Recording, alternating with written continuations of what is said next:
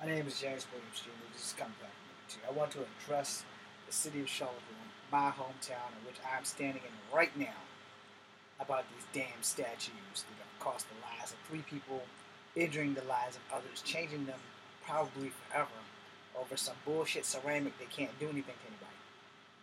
Pardon my French, this probably isn't for children under the age of 14. Yes, 14-year-olds cuss. If you don't believe that 14-year-olds cuss, you need to get over yourself. Or maybe they really go to a decent church. But anyway, so we have a Vietnam memorial. And I was thinking to myself the other day as I drove past it, because I am a vet of the Army National Guard.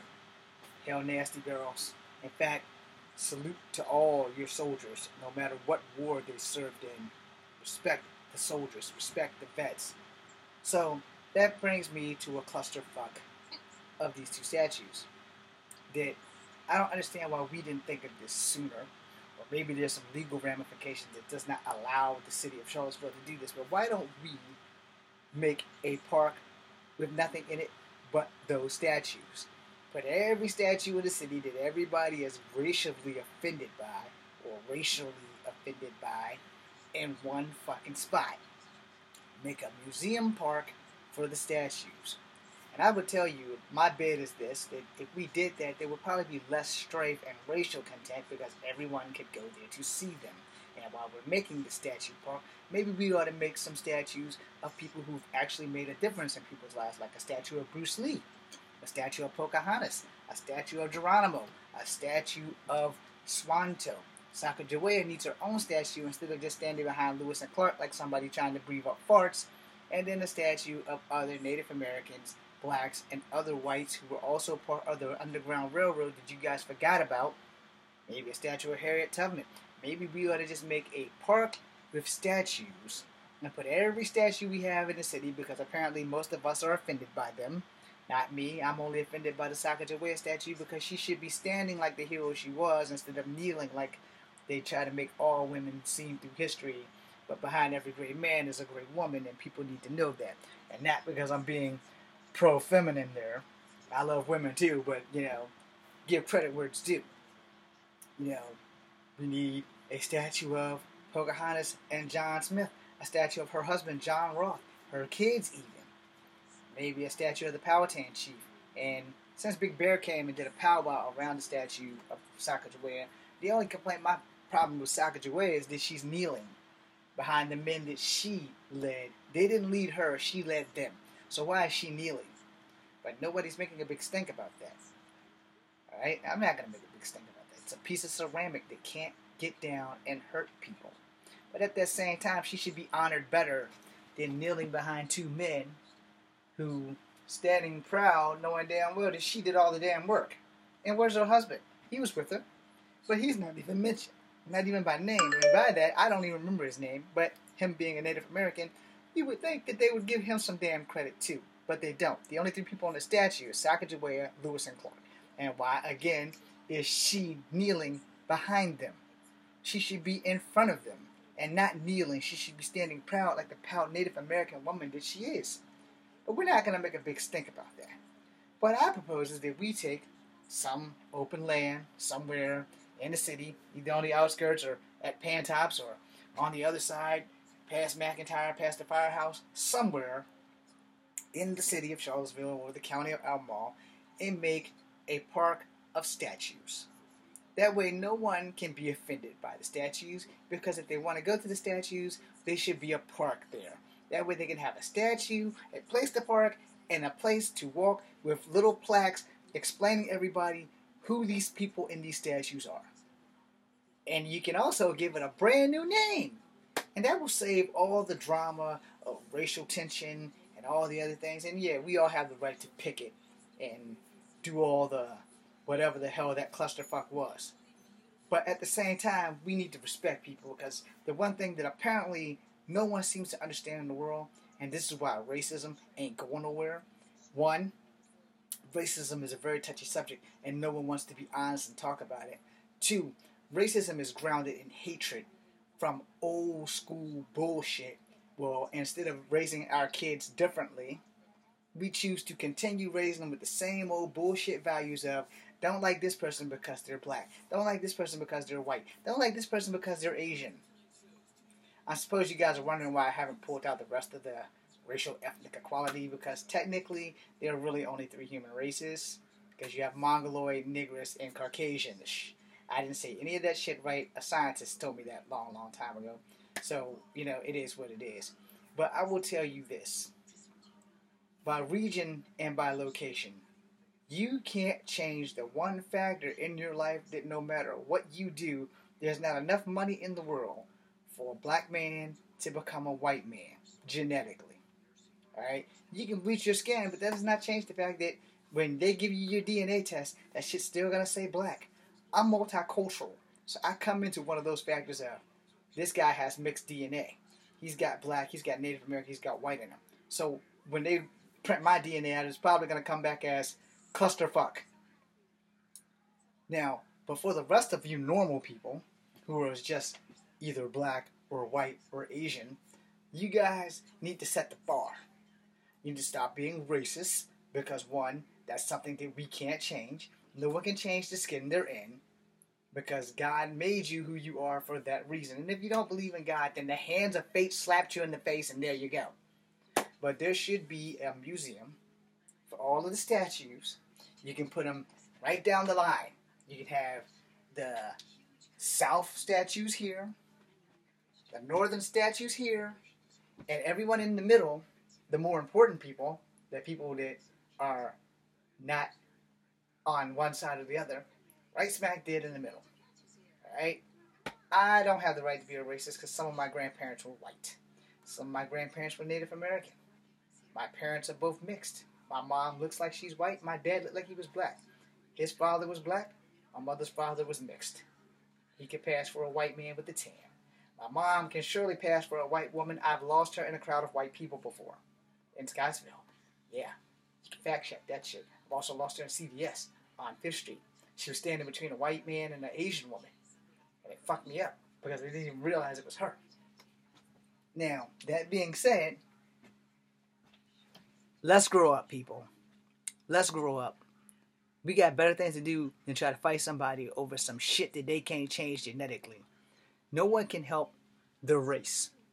But our races don't have to hate each other.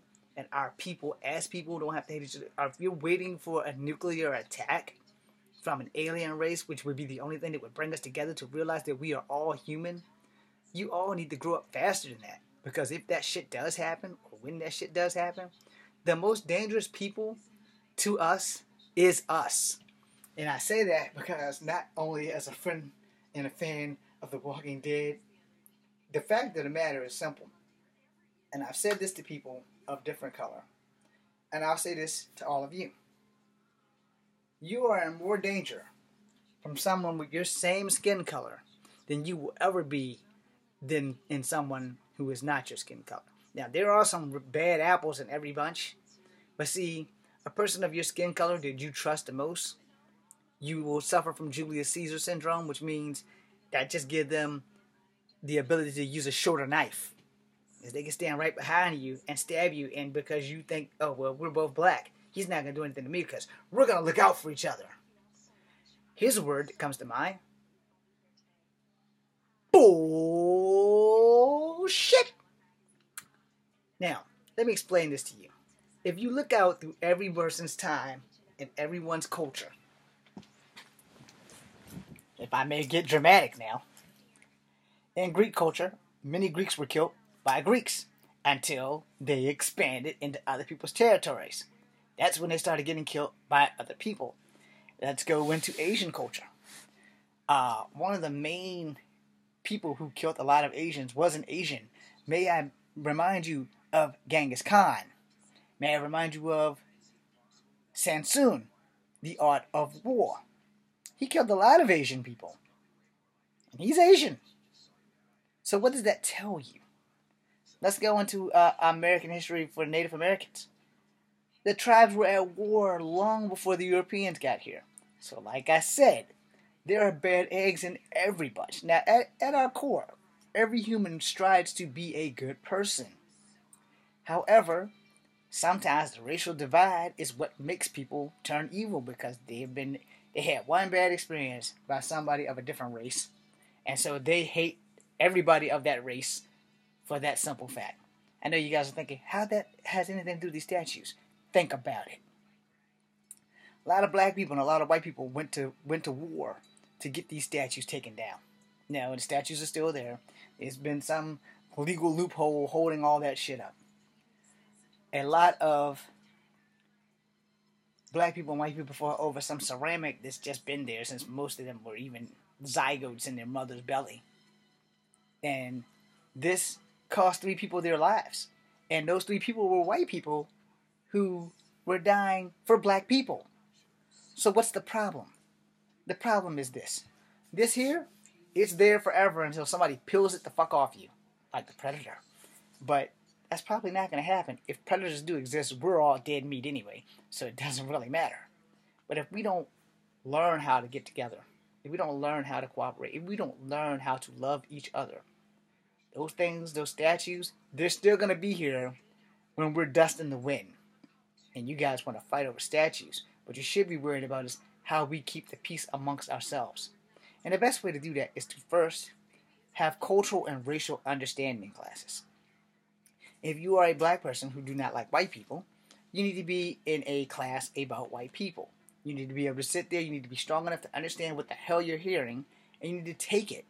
And if you're a black person, or a white person, or an Asian person who don't like any of the others, you need to go into one of those courses so that you can understand how their culture came to be, how their religions are, how they are as people. Because the only way you are ever going to understand somebody is to truly walk in their shoes. And we don't do that. As people, we don't walk in their shoes. You don't have too many white people walking around getting offended by the word nigger. You know, you might. They're probably more offended by the word honky or cracker than the word nigger. You got a lot of Asian and Mexican slurs that probably pissed them all off. Because no Mexican wants to be called a wetback. No Asian wants to be called a gook or a chink or a jap. Need I go on? There's only one word in history that fucks with black people, and that's nigger. You know? And you know, it's funny how they only get one word, but Asians and Mexicans and whites get 2 or 3 different words. Where does this come from? Inbred hate. That's all. Racism is just another side of hate. And if we can learn how to stop hating each other. Okay, I don't like rice. And you want to know something really funky? Because I'm part Native American. And Native Americans are Asian, so it's a good thing. I don't like some rice. I like white rice. I like yellow rice. That's where it ends. I do not like jambalaya because that rice has beans in it. I don't like corn. I like popcorn, but I don't like corn. And I don't eat no fucking beans outside of jelly beans. So what does that tell you? Those are things that I hate. And here's a better one for you because I'm also part Native American. I'm dreadfully afraid of horses. The things that my ancestors used to ride across the land with, I fear more than life itself. I hate horses. I'm so afraid of horses. I got bit as a child by a horse when I was 7. I have never forgotten that. And whenever I talk about horses, my middle finger and this thumb tingle like a motherfucker. They're tingling right now. When I think of horses, they tingle. So I don't like horses. You know, they're good animals and they're cool for everybody else. And you know, if I had to have a horse, it'd have to be a unicorn. But it's still a horse. It's just a horse with a fucking horn on it, which makes it twice as dangerous. You piss it off, not only will it kick your ass, but it might ram you up the ass. So, yeah, I don't like horses. Then you're thinking, James, you went so far off track. Did I? I just told you I hate horses. Something my Native American ancestors had to use to survive. You can't change your skin. You can't change your ethnic background. But you can change your attitude. You can change who you are. You can learn to adapt. You can learn to help other people understand you. Which goes back to, we need to offer courses to blacks to understand whites and to blacks to understand Asians. We need to offer courses for Asians to understand blacks and for Asians to understand whites. We need to offer a course for whites to understand blacks and for whites to understand Asians. Now, I know you guys thinking, but, well, I'm from India. Technically, you're still Asian. There's 2 types of Asians. And, well, I'm a Mexican. Well, here's bad news for you. If you're a Mexican and you're a descendant of the Mayans, the Incans, and the Aztecs, guess what? Your ass is an Asian, buddy. Now, the only reason I know that is because I had an Asian friend break it down to me and explain it to me, and I have these encyclopedias to break it down and explain it to you. Native Americans are Asian. Every fucking Native American tribe that ever hit Earth, well, that ever hit America, from north to south, came from Asia. That's why some Mexicans have slanted eyes. There's also a disease, I can't remember the name of it, because some white people have it and they don't have Native American in them, but there's a disease, which means somewhere along the line, if you break it down, they probably do have Native American in them, because Genghis Khan's ass got around. Because they can track your DNA if you are a descendant of Khan. They did this like 20-something years ago, where they tracked maybe 47 men of different ethnicities to Genghis Khan. And some of them were in Africa, some of them were in Europe, some of them come as far as America. So don't think for a New York minute that you might not be a descendant of Khan, that you very well could be. Because Genghis Khan got the fuck around. And after all, they were conquerors, you know. So yeah, and they did kidnap and abduct, rape, and pillage villages and took the women back to them. So that explains why a lot of some Asians have darker skin than others, because of where they've been and conquered the women and brought them home. You know, so you have to look through history. Then not all of it is great. You know, so there are some very bad things in history that you have to adapt and accept. That being said, we should have a historical statue museum. Replace all the old statues here and make a park museum, amphitheater-like, and put all the statues right there. Right there. And then replace the old statues with brand new statues. Especially the Sacagawea statue, because Sacagawea needs to be standing up proud. Being the Native American that she is, give her a freaking bow and have her standing in front of Lewis and Clark, which is really all I ask. But other than that, I'm Jason Reviews, Comfort Heaven number 2. Be seeing you.